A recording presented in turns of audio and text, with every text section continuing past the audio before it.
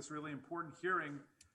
Paid family medical leave is a fixture in advanced countries around the world, and I think a lot of them look at America with some shock and scandal that the wealthiest country on earth does not provide paid family medical leave, both for public sector and private sector employees. And obviously, there's a campaign going on against paid family medical leave for workers in either the public and private sector. And I think another piece of bitter fruit of that campaign is trying to pit public and private workers against each other, as if public school teachers and letter carriers aren't married to people who are small business people and engineers. The public sector and the private sector are intertwined.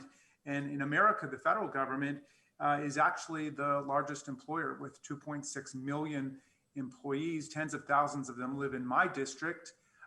These are hardworking, patriotic people who are running and working in every department, from the Park Service Interior Department to the Department of Defense to the Department of Justice. They're the people who make it possible for the country to operate, because we need government in order to make society work.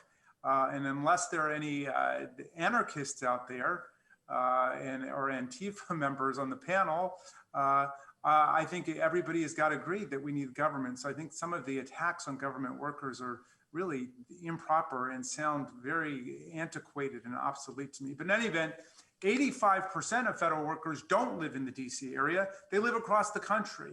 And they're doing the work, whether it's for the Department of Agriculture or the Department of Commerce or Homeland Security, all over America. And we have them in all of our states and all of our districts.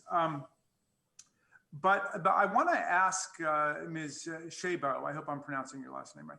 I want to ask you about the public health dimension of this, because we went through this discussion in Maryland when I was a member of the General Assembly. And one of the things that became very clear to us, Democrats and Republicans and independents alike, is that we don't want people going to work when they're sick. And you would think that COVID-19 would have taught us that. That there's a new report that just came out about the teams of doctors that President Trump had to take care of him to save him from COVID-19 when he had rushed heedlessly into going out without a mask and telling everybody it would magically disappear and just use hydroxychloroquine and all that nonsense. But he had teams of government lawyers working on him to try to rescue him from his own folly and recklessness. Most Americans don't have that. So if somebody gets sick, don't we want them to stay home? I mean, do we really want to create a financial incentive for them to go to work and spread whatever it is they have? Absolutely not. Thank you for bringing this up, Congressman Raskin. And Maryland has been a leader on paid sick days. Congress was smart at the beginning of the pandemic to implement the Families Coronavirus Response Act, which, though limited in terms of its scope and who it applied to, impacted the contagion of COVID-19 and is estimated to have prevented 15,000 COVID cases per day nationwide. So that alone speaks to the importance of time to stay home and to recover and to keep yourself and your family and your workplace safe. But more than that, as we think about the need for paid family leave and paid medical leave, there are now untold numbers of long-haul COVID survivors. About 25% of them are expected to have symptoms, chronic, intermittent, other symptoms that continue. We need both paid sick time and we need paid medical leave for longer-term serious health conditions. Research shows that when people have access to paid leave, they come back to work more quickly, they're more productive. This is good for them, obviously, for their family and for their employer. Thank you so much, Ms. Szabo. But Mr. Sorkin, let me turn to you. I have two quick questions for you. One is, are you aware of other businesses in your industry that also pay people paid family and medical leave?